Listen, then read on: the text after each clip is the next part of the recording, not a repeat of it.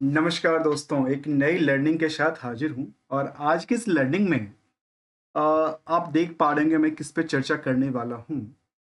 ये बेसिकली जो है एक कंसेप्ट है और कंसेप्ट्स के साथ इसको इलीगल्स एक्टिविटीज़ के अंदर भी रखा गया है as per the law in India.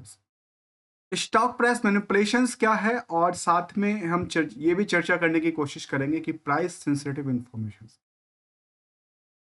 इन दोनों में अंतर क्या है और साथ में ये भी कुछ जानने की कोशिश करेंगे जो आखिर इसमें क्या-क्या स्टेप ले सकती है और क्या जो रेगुलेटर है, जो रेगुलेट करता है इनको, वो आपको क्या-क्या कर सकता है। अब स्टॉक प्राइस मैनिपुलेशंस का सबसे पहला सवाल होता है, इसको हम आम तौर के भाषा में कहते हैं कि कालाबाज़ारी करना और दूसरी तरफ प्राइस सेंसिटिव इन्फॉर्मेशन को कहते हैं जो भाई क्या कहते हैं? घर का भेदी आगे आप समझ जाएँगे। घर का भेदी चलिए अब हम लोग जानने की कोशिश करेंगे आखिर इसमें क्या है और क्या बेनिफिट है और क्या इसमें नुकसान है। देखिए, कुछ ऐसे भी तत्व हैं जिसको हम कहते हैं कि वो इनका काम ही एक क्रिमिनल एक्टिविटीज़ के तौर पे क्रिएट करती है और उसी से कुछ अर्निंग करती होगी। मैं उसमें ज़्यादा बात नहीं करने की कोशिश करूँगा, क्योंकि ये दोनों वर्ड ऐसे बने हैं जो एक समतुल्यता की तरफ इशारा नहीं देती, अर्थात जनरल के लिए नहीं है। ये वो हैं जो कानो खान खबर ले और जो वो हैं जो दूसरे को दूसरे के पैसे को हड़पने की कुछ नई तकनीक अपनाए। जैसे आजकल एक साइबर क्राइम्स होता है, जहाँ पे पहले तो क्राइम लोग जो पहले की बात करूँ तो पहले चोरी होता था, डकैती होती थी, जिसको हम रॉबरी कहते हैं और काफ़ी सारी चीज़ होती थी और अ, इसके अलावा जो चोरी और जो डकैती का जो मामला था वो आजकल एक जो है वो फिज़िकली थोड़ा-सा कम होने लगा तो डिजिटली बढ़ गया, क्योंकि ज़माना डिजिटल हो गया। तो वहीं डिजिटल ज़माने में इन दोनों प्राइसों को हम लोग दोनों को समझने की कोशिश करेंगे। एक है स्टॉक प्राइस मैनिपुलेशन, तो दूसरा है प्राइस सेंसिटिव इन्फॉर्मेशन। ये क्या है?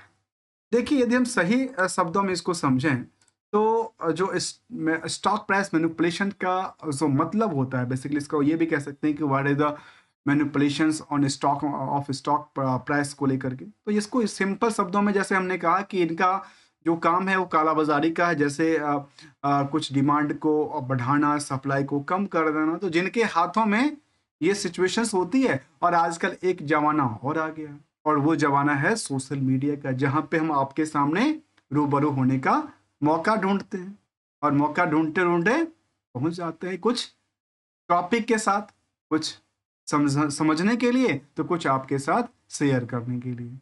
तो यहाँ पे कहता है कि स्टॉक प्राइस मैनिपुलेशंस क्या है और ये क्या इसको जो इंडियाज़ हैं उसमें किस तरह से इसको ट्रीट किया जाता है। देखिए, सबसे पहली अहम मुद्दा होता है कि मैनिपुलेशंस क्या है? मैनिपुलेशन का मतलब होता है मॉडिफिकेशंस।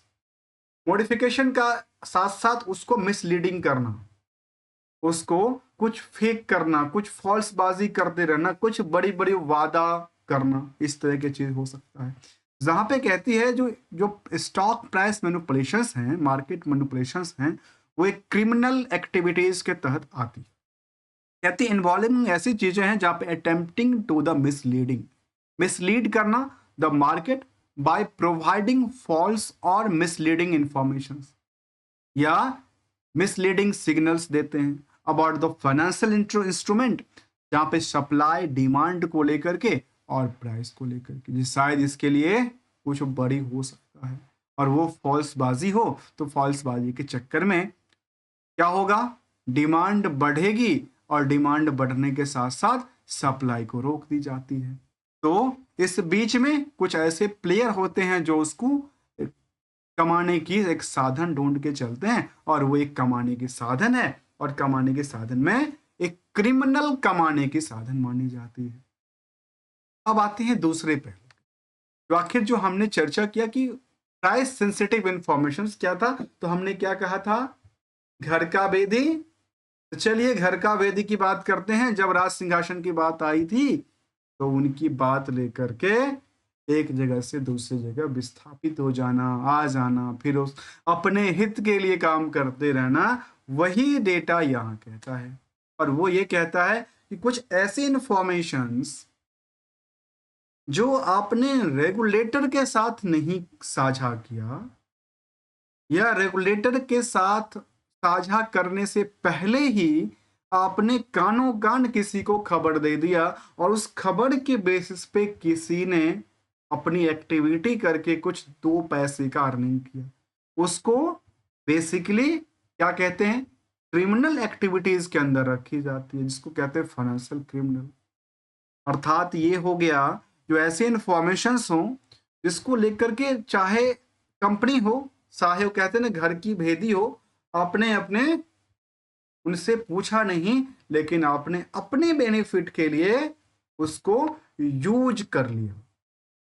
इसी को कहते हैं प्राइस सेंसिटिव इंफॉर्मेशन।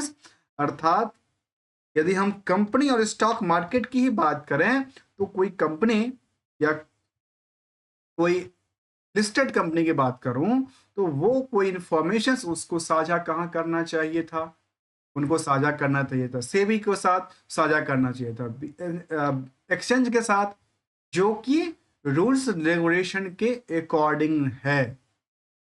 लेकिन उसको ना करते हुए यदि उसको टाइमिंग कुछ अलग है तो उससे पहले ही उस इंफॉर्मेशन को अपने बेनिफिट के लिए यूज कर लेना प्राइस सेंसिटिव इंफॉर्मेशन के तौर पर रखा जाता है। इसको कहते हैं अनपब्लिश्ड प्राइस सेंसिटिव। तो आइए, इसीलिए हमने कहा कि घर की भेदी लंका, आगे की बात आप समझ जाइएगा।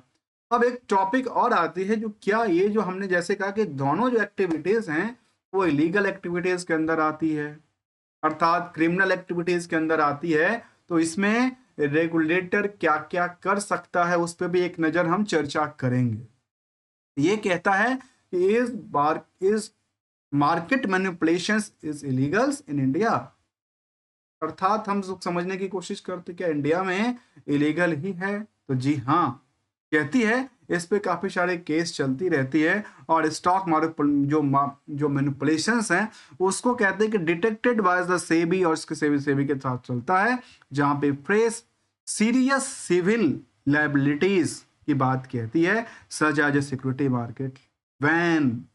क्या क्या हो सकता है? वैन हो सकता है, जेल में भी डाला जा सकता है और हैवी पेनल्टी भी लगाया जा सकता है। किसके द्वारा?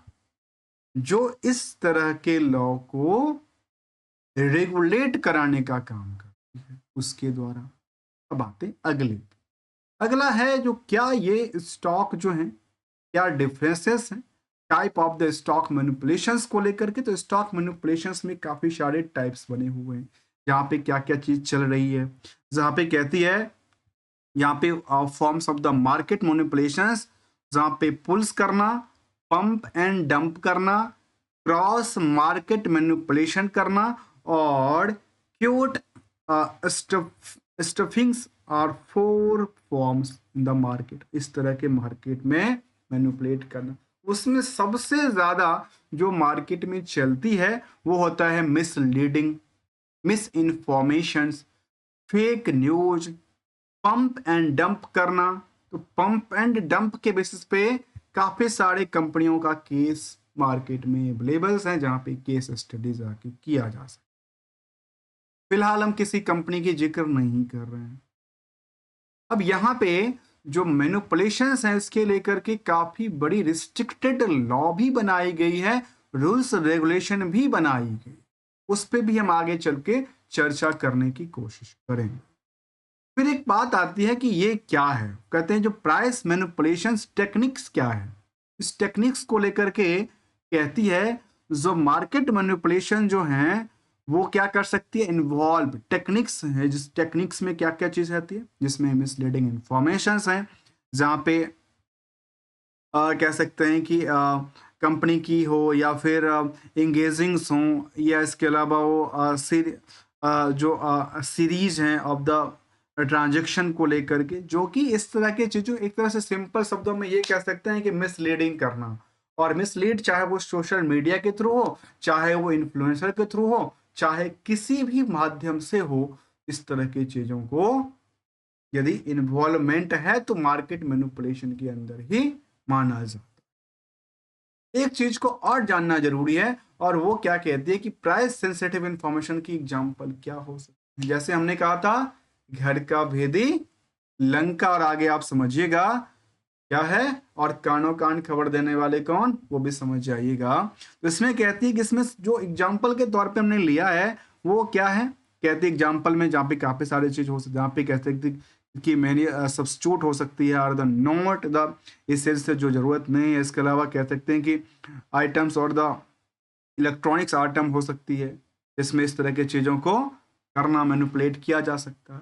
इसके लिए यदि देखा जाए तो सेबी ने काफी रिस्ट्रिक्टेड रूल्स रेगुलेशन भी बना के रखा है, और स्टॉक मार्केट की भाषा में इनके अलग अलग सेक्शंस हैं, जहाँ पे चाहे अनपब्लिश्ड प्राइस सेंसिटिव इंफॉर्मेशन की बात किया जाए, और इसमें कुछ चीज़ों को लेकर जानने की ज़रूरत है कि यदि इस तरह की कोई इंफॉर्मेशन यूज करता है और वो सेबी को ऐसा कुछ डाउटफुल लगता है, तो सेबी क्या कर सकता है, एक नज़र हम समझने की कोशिश करेंगे। और इसमें, और इससे पहले एक नज़र यहाँ पे डालते हैं, क्या ये स्कैम है, तो बिल्कुल इसको कह सकते हैं कि ये स्कैम के तौर पे ही काम करती है, स्कैम जैसा ही है, क्योंकि स्कैम के जो फॉर्म है वो अलग अलग हो सकते हैं, जिसमें एक फॉर्म का नाम ये भी हो सकता है। क्योंकि जब किसी कोई की मिसलीडिंग इंफॉर्मेशन साझा करती है, या प्राइस सेंसिटिव इंफॉर्मेशन को देकर मद्देनजर रख के किया जाता है, तो वो क्रिमिनल एक्टिविटीज के अंदर मानी जाती है। तो इसके अलावा यदि सेबी के पास क्या क्या चीज है, देखिए सेबी के पास इसके लिए कि डाउटफुल ये है कि सेबी को यही यदि लगता है ऐसा, जो ये शायद ये कोई प्राइस स्टॉक प्राइस मैनिपुलेशन कर रहा है या कर सकता है, प्राइस सेंसिटिव इंफॉर्मेशन को लेकर देखा जा सकता है, तो वो सेबी के पास रूल्स रेगुलेशन इस तरह से हैं, जो वो कभी भी किसी के पास जहां पे उनको डाउटफुल लगा है, वो जा करके अपने दावा बोल सकती है। और दावा बोलने के साथ साथ वो क्या कर सकती है, सीज कर सकती है, चाहे इलेक्ट्रॉनिक्स फॉर्म में, चाहे वो मोबाइल का व्हाट्सएप का चैट ही क्यों ना हो, चाहे ईमेल में पड़ा आपका कोई इनबॉक्स या सेंड की हुई मेल ही क्यों ना हो, साथ में चाहे आपके बुक्स हो, रिकॉर्ड हो या नोटबुक हो, उसको भी वो सीज कर सकता है, क्योंकि ये इनके पास एक पावर सी दी गई है, जो पावर 11B के अंदर सेक्शन में मेंशन की। तो हमने जबकि 11C के अंदर कौन सी इंफॉर्मेशन किया था, कि प्राइस सेंसिटिव इंफॉर्मेशन को लेकर के जिक्र किया। इनके पास पावर है, स्पेशल पावर है, इस तरह की चीजों को लेकर रेगुलेट करे, क्योंकि ये क्रिमिनल एक्टिविटीज के अंदर मानी जाती है। आज की लर्निंग में हमने इन दोनों टॉपिक को समझने की कोशिश किया, जो कि स्टॉक मार्केट से था, और जो कि हमने आपस में कनेक्ट ये किया कि शायद ये आम तौर पे कैसे यूज होता है, क्या क्या फॉर्म है, किस तरह से मार्केट्स को मिसलीड किया जाता है, जो कि मिसलीडिंग के बेसिस पे स्टॉक प्राइस मैनिपुलेशंस हों, और कानो कान खबर के बेसिस पे, चाहे प्राइस सेंसिटिव इंफॉर्मेशन के बेसिस पे 1 रुपए का भी कमाई हो। मिलेंगे कुछ नई पॉइंट के साथ, न्यू स्टडी के साथ, तब तक के लिए thanks for the joining us दोस्त।